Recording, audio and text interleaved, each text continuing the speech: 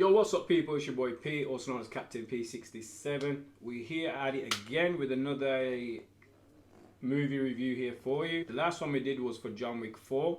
I did that pretty quick and just did it off the bat, and a lot of people liked it. Got a lot of good feedback from it as well. So we had a bit of talk with the community and rest of the viewers, and decided to do Creed 3, man. Hot topic of the day as well. So yeah, without further ado, it's going to be a spoiler-free review, so it won't be no spoilers whatsoever. And then slightly later in, I will go through some spoilers, obviously.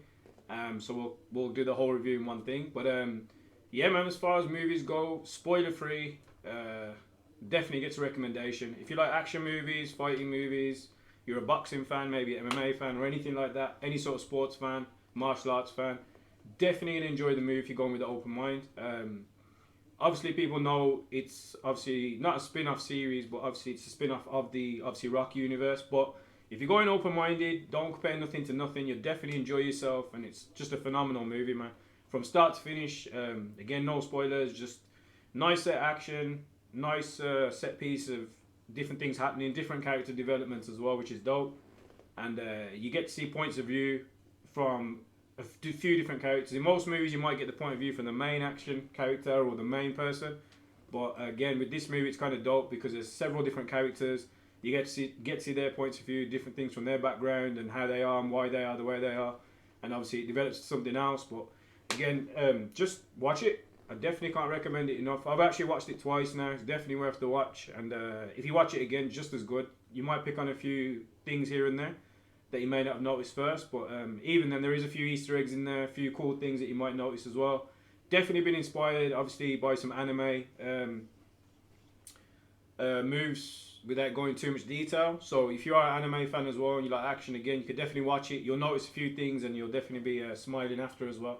So yeah, from my point of view, I definitely recommend the movie. As far as ratings go out of 10, I'll be honest, I'll probably give it a 10, man. I'm trying to think if there's anything. Whenever I review anything, if I can't find anything I don't like about it, then what's the point giving it like any sort of negative point? So if the score's going to be a 10, I'll literally give it a 10 out of 10. John Wick 4 was the same. I love John Wick 4. I thought it was amazing. Definitely 10 out of 10. Phenomenal movie. And same with this. I can't really see anything faulty with it. I liked all the action sequences, all the action fights. I like the build up to certain things. I like the points of view from different angles. And it weren't your typical movie with certain parts as well.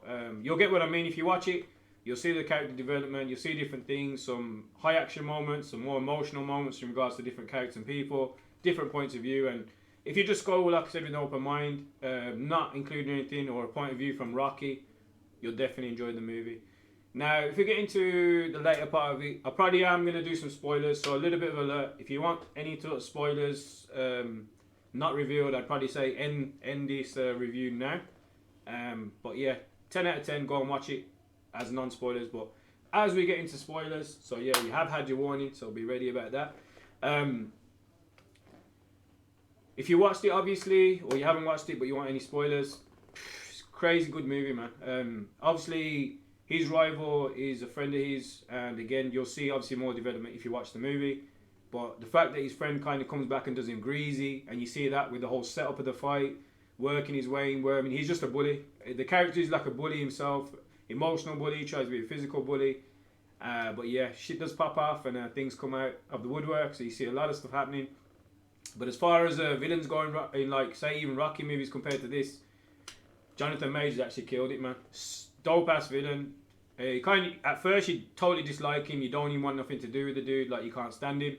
But as you understand his point of view more, you do kind of, like, think, oh, I understand where he's coming from. But he still was kind of greasy the way he did things. I mean, on a positive point of view, if you changed it, it wouldn't be part of the movie. But say if you did get out of prison and just patch things up with him and just said to him, I want to become the champ, he could have just said, we'll work our way up, I'll support you no matter what, and earn you like title fight or your title shot. But obviously the way he did it was greasy, chose a cheat way to get there, and then on top of that, he was greasy the way he won, and obviously no one respected him for it. But again, that's what makes a good villain, that if you dislike someone that bad and you get emotionally attached to him, like disliking him, they did a good job. And I gotta say, as far as parallels go, Michael B. Jordan did a phenomenal job of his character. Jonathan Majors did a phenomenal job of his character in like parallel universes, the hero and the villain, and then like they came together at one point, and you kind of saw both points of view, so you kind of mutual, but you obviously wanted the hero to win, and it kind of came to that. He definitely finished phenomenal, man. I'm glad Sylvester Stallone didn't make a comeback. They didn't need to. Obviously, if you watch Creed 2, they kind of wrapped it up from there. And he got his perfect send-off. And Michael B. Jordan has praised, obviously, Rocky through the 1 and 2 in the Creed series. So we definitely don't need Rocky coming back. I've seen a few comments about, oh, Rocky should... Nah, it's done, man. Rocky's time was done.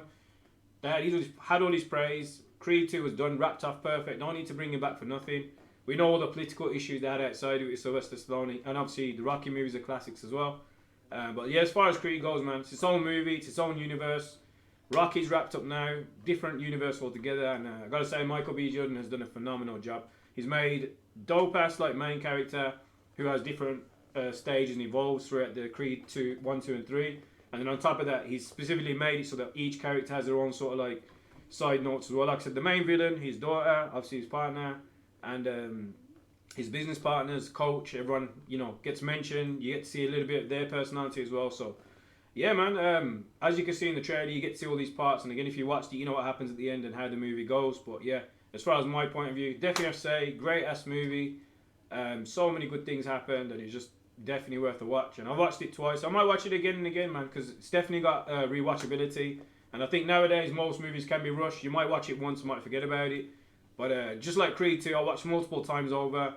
Whenever I feel like watching just an action movie, just chilled out one. And Creed 2 was dope, and Creed 3 super dope as well, man. So, yeah, man, from my point of view, 10 out of 10. I really enjoyed it. Couldn't really find anything negative with it. Had family parts in there about with his mum passing, and that was obviously good because it gave you more. Again, he was the champion, he's more the underdog. So in regards to everything going against him, you got to look at it. The dope part of the movie was Creed was on top of the world. His friends comes out of prison, does him greasy. Then he's literally the underdog. He's the bottom. He's over they call him over the hill. His body's not the same once it was. Obviously his mum just died as well. So it's just super dope. And like I said, I'm kind of glad it wasn't copied. In Creed 2, it's pretty much what Rocky 4 was with Drago and his sort of situation. And then Creed 3, everyone was saying, oh, it should be Clubber Lang's son or something. It was just boring and predictable. So the fact that he got a friend to do it and became sort of that villain on the level of Clubber Lang at that time is pretty insane, man. So yeah, man, as far as I'm concerned, I definitely think it's a dope-ass movie. Give it a watch. See what you think yourself. If you want me to cover any movies, more movies, or any shows or anything like that, or clips of trailers, anime, movies, animated, horror, science fiction, whatever action, I'll cover it for you. But yeah, thanks again for joining. Thanks for the time. I appreciate you guys. And yo, thanks again, Hunter, for that sub just as I started the review as well, man. So thank you very much. And yeah, that's it. We all Gucci, Felucci, Penatucci. Links will be in the description below. And I'll catch you folks on the next one. Take it easy and peace out.